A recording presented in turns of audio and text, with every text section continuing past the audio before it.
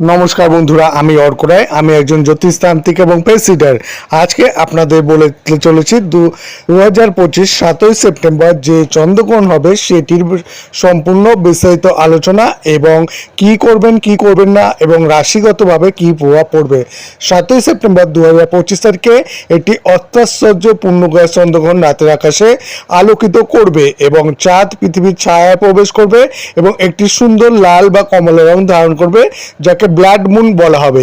Asia, Australia এবং Africa ও ইউরোপের কিছু অংশের মানুষ এই অনুষ্ঠানের একটি দুর্দান্ত দৃশ্য দেখতে পাবেন। এই চন্দ্রগ্রহণ তখন ঘটে যখন পৃথিবী সূর্য চাঁদের মাঝখানে চলে আসে, যা সরাসরি সূর্যের আলোকে বাধা দেয়। চাঁদ লাল দেখায় কারণ পৃথিবীর বায়ুমণ্ডল কেবল লাল আলোকে তার দিকে বাঁকায়। আর খালি চোখে গ্রহণটি দেখা নিরাপদ হবে, কোনো বিশেষ চশমারও প্রয়োজন হবে না। তবু যদি কারো চোখে কোনো সমস্যা থাকে অবশ্যই আপনারা সাবধানতা অবলম্বন করবেন। অনেকেই বিশ্বাস করেন যে এই গ্রহণ জীবনের নতুন আবেগগত শক্তি বা নতুন সূচনা আনতে পারে। কিছু রাশিচক্রের চিহ্ন এই সময় বড় পরিবর্তন, তীব্র অনুভূতি অনুভব করতে পারে অথবা উজ্জ্বল ধারণা থাকতে পারে। এই বিরল চন্দ্রগ্রহণ পৃথিবীর সকল প্রকৃতির আশ্চর্যজনক প্রদর্শনী থেমে উপভোগ করতে আমন্ত্রণ জানাচ্ছে। তাহলে অবশ্যই আনন্দ আপনারা উপভোগ করুন। তাহলে চলুন জেনে নেওয়া যাক 2025 সালের চন্দ্রগ্রহণ কিছু রাশির জন্য শুভ বলে মনে করা হয় এবং এই রাশিগুলির মধ্যে কোন কোন রাশি রয়েছে। প্রথমে বলবো মেষ রাশি। তাহলে চলুন মেষ রাশির ব্যাপারে জেনে নিই। মেষ, এই চন্দ্রগ্রহণ এই রাশির জাতক এবং জাতিকাদের জন্য অগ্রগতি বয়ে আনবে এবং আপনি সম্মান পাবেন, আপনার ইচ্ছে পূরণ হবে এবং আপনার আয় বৃদ্ধির সম্ভাবনাও রয়েছে। এরপরেই চলে আসবো ধনু রাশির দিকে। এই চন্দ্রগ্রহণ এই রাশির জাতকদের জন্য খুবই শুভ লক্ষণ বয়ে আনছে এবং আপনার অনেক ইচ্ছেও পূরণ করবে এবং আপনার কেরিয়ারে নতুন উচ্চতা বা অর্জনের অনেক সুযোগ আপনি এই সময় পাবেন। 2025 সালের চন্দ্রগ্রহণ কিছু রাশির জন্য অশুভ বলে মনে করা হচ্ছে। এই রাশিগুলির মধ্যে হচ্ছে মিথুন এবং তাহলে চলুন মিথুনের ব্যাপারটাই প্রথমে আমরা জেনে নেব, কারণ এই রাশির জাতক জাতিকারা চন্দ্রগ্রহণের অশুভ প্রভাবে ক্ষতিগ্রস্ত হবেন। তাদের সম্মান হ্রাস পাবে, কর্মকর্তারা তাদের সকলের সামনে অপমান করতে পারেন এবং তাদের আর্থিক অবস্থাও ভালো থাকবে না, না চাইলেও তাদের কিছু কাজ করতে হতে পারে। এরপরে চলে আসবো কর্কট রাশির ক্ষেত্রে। এই রাশির জাতক জাতিকারা চন্দ্রগ্রহণের দ্বারা সবচেয়ে বেশি প্রভাবিত হবেন এবং তাদের মৃত্যু সদৃশ কষ্টের মধ্যে দিয়ে যেতে হতে পারে। যানবাহন ইত্যাদির সাথে দুর্ঘটনার সম্ভাবনা থাকতে পারে এবং যন্ত্রপাতি সংক্রান্ত কাজে সাবধানতা অবলম্বন করুন। ঝুঁকিপূর্ণ কাজ এড়িয়ে চলতে হবে, অন্যথায় বড় ক্ষতি হতে পারে। এরপরে চলে আসবো সিংহ রাশির ক্ষেত্রে। এই সিংহ রাশির ক্ষেত্রে কি কি ঘটতে পারে সেটা এবার আলোচনা করব। এই রাশির জাতক জাতিকারা মহিলাদের সাথে বা যারা মহিলা তারা পুরুষদের সাথে সমস্যা হতে পারে, স্বামী স্ত্রীর মধ্যে কোনো বিষয়ে বড় বিরোধ হতে পারে এবং অফিসে কোনো মহিলা বন্ধুর সাথে বিরোধের সম্ভাবনাও থাকতে পারে। এই রাশির জাতক জাতিকাদের প্রেমিক প্রেমিকাদের মধ্যে বিচ্ছেদ সম্ভব এবং তাদের কথা অবশ্যই নিয়ন্ত্রণ করতে হবে। এরপরে চলে আসবো তুলা রাশির ক্ষেত্রে। চন্দ্রগ্রহণের কারণে এই রাশির জাতকদের উদ্বেগ বাড়তে পারে, চাকরি বা ব্যবসার সম্পর্কিত কোনো গুরুত্বপূর্ণ কাজ আটকে যেতে পারে এবং পরিবারে কোনো বিষয়ে বিবাদের পরিস্থিতি তৈরি হবে যা তাদের উত্তেজনা বাড়িয়ে তুলতে পারে। আর্থিক পরিস্থিতিও তাদের জন্য উদ্বেগের বিষয় হয়ে দাঁড়াবে। এছাড়াও বৃশ্চিক রাশির জাতক জাতিকাদের জন্য এই চন্দ্রগ্রহণ শুভ নয়। তাদের জীবনে হঠাৎ করে সমস্যা বাড়তে পারে, পারিবারিক বিবাদ তাদের জন্য বড় ধরনের উত্তেজনার কারণ হতে পারে এবং সন্তানদের কারণে সমাজের সম্মান হ্রাস পেতে পারে। অন্যের কথায় প্রভাবিত হয়ে আপনি ভুল সিদ্ধান্ত নিতে পারেন। এরপরে চলে আসবো মকর রাশির ক্ষেত্রে। মকর রাশির এই জাতক জাতিকারা চন্দ্রগ্রহণের সময় কোনো না কোনো কারণে খুব সমস্যায় পড়বেন, তারা কষ্ট পেতে পারেন, তাদের কাজ আটকে যেতে পারে। অর্থের বিষয়ে সাবধানতার সাথে সিদ্ধান্ত নিন, অন্যথায় বড় ক্ষতি হতে পারে।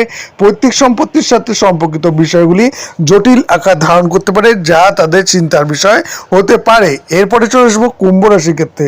এই রাশিতে চন্দ্রগ্রহণ ঘটবে, অথবা এই রাশিতেই থাকবে চন্দ্রগ্রহণ। আর এই ব্যক্তিদের সতর্ক থাকা দরকার, কারণ তাদের শত্রুরা তাদের ক্ষতি করতে পারে। এই ব্যক্তিরা এই সময় কোনো ঘটনা বা দুর্ঘটনার শিকারও হতে পারেন। বিবাদ থেকে দূরে থাকাও তাদের পক্ষে ভালো। মীন রাশির ক্ষেত্রে দ্বাদশভাবে চন্দ্রগ্রহণ শুরু হবে, তাই মীন রাশির ব্যয় বাড়বে এবং এর সাথে শরীর স্বাস্থ্যের দিকে যত্ন নেবেন। ছোটোখাটো অ্যাক্সিডেন্টাল ব্যাপার হওয়ার সম্ভাবনাও আছে, বা আপনার কোনো ঠাকুর দেবতার জায়গায় যাওয়ারও ব্যাপার আছে, সেক্ষেত্রে আপনারা যাবেন এবং নিয়ম মেনে চলুন, তাহলেই কোনো সমস্যা সেই ক্ষেত্রে আপনাদের ক্ষেত্রে আসবে না। এবং অবশ্যই চন্দ্রগ্রহণের সময় আপনারা নিজস্ব সাবধানতা আবার অবলম্বন করবেন, আর চ্যানেলটি অবশ্যই লাইক, শেয়ার এবং সাবস্ক্রাইব করবেন। চন্দ্রগ্রহণের সময় কিছু ব্যবস্থা আপনারা কি নেবেন বা এর অশুভ প্রভাব কিভাবে কমানো যেতে পারে, এইবার আমি সেই বিষয়ে আলোচনা করব। প্রথমেই বলবো চন্দ্রগ্রহণের সময় পূজা পাঠ করলে অশুভ প্রভাব কমে যায়। মন্ত্র জপ করুন ওং শ্রী চন্দ্রায় নমঃ অথবা ওং শ্রী গণেশায় নমঃ মন্ত্র জপ করা উপকারী হবে। এবং চন্দ্রগ্রহণের সময় দান করলে সৌভাগ্য বাড়বে, এবং চন্দ্রগ্রহণের পরে স্নান করলে অশুভ প্রভাব ধুয়ে যায়। চন্দ্রগ্রহণের পর পবিত্র নদীতে স্নান করুন। সম্ভব হলে পরে পবিত্র নদীতে স্নান করা যদি আপনার পক্ষে সম্ভব হয়, তাহলে অশুভ প্রভাব পুরোটাই বা অনেকটাই কমে যাবে। দেবদেবীর পূজা করুন। চন্দ্রগ্রহণের পরে স্নান করে দেবদেবীর পূজা করলে অশুভ প্রভাব কমে যায়। অন্নদান, চন্দ্রগ্রহণের পরে খাদ্য যদি আপনি কাউকে দান করেন, তাহলে পরে আপনার সৌভাগ্য বৃদ্ধি হয়। শান্তি পুজো, চন্দ্রগ্রহণের পরে শান্তি পুজো করলে অশুভ প্রভাব কমে যায়।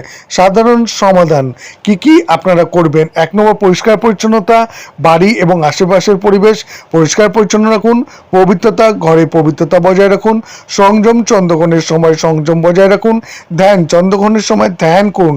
এই ব্যবস্থাগুলি গ্রহণের মাধ্যমে চন্দ্রগ্রহণের অশুভ প্রভাব কমানো যেতে পারে। চন্দ্রগ্রহণের সময় কিছু সতর্কতা অবলম্বন অবশ্যই করবেন, এবং সাধারণ সতর্কতা হিসাবে এগুলো মেনে চলুন, তাহলে সমস্যা অনেক কম হবে।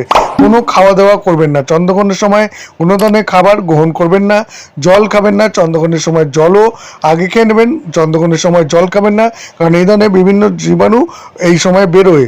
ঘুমাবেন না চন্দ্রগ্রহণের সময়, ঘুমাবেন না। ভ্রমণ করবেন না চন্দ্রগ্রহণের সময়, কোনো ধরনের ভ্রমণও করতে যাবেন না। নতুন কোনো জিনিস কিনবেন না চন্দ্রগ্রহণের সময়, নতুন কোনো জিনিস কিনলে সেটা সমস্যায় পড়বেন।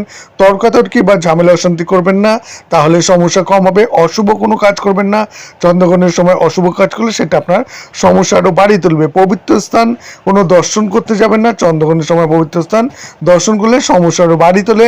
আচার অনুষ্ঠান করবেন না চন্দ্রগ্রহণের সময়, কোনো আচার নিয়ম অনুষ্ঠান একদমই করতে যাবেন না। মন্ত্র জপ আপনারা করুন এবং নির্দিষ্ট নিয়ম মেনে করুন। আর বিশেষ সতর্কতা হিসাবে গর্ভবতী মহিলা চন্দ্রগ্রহণের সময়, গর্ভবতী মহিলাদের বিশেষ সতর্কতা অবলম্বন করবেন। শিশুদের চন্দ্রগ্রহণের সময় বাড়িতে রাখুন, কখনোই বাইরে বের করবেন না। বয়স্কদের চন্দ্রগ্রহণের সময় বয়স্কদের জন্য বিশেষ সতর্কতা অবলম্বন করুন, এবং যারা রোগী আছে চন্দ্রগ্রহণের সময় রোগীদের বিশেষ সতর্কতা অবলম্বন করুন। এই সতর্কতাগুলো অবলম্বন করলে চন্দ্রগ্রহণের অশুভ প্রভাব সম্পূর্ণভাবেই আপনারা এড়িয়ে যেতে পারবেন।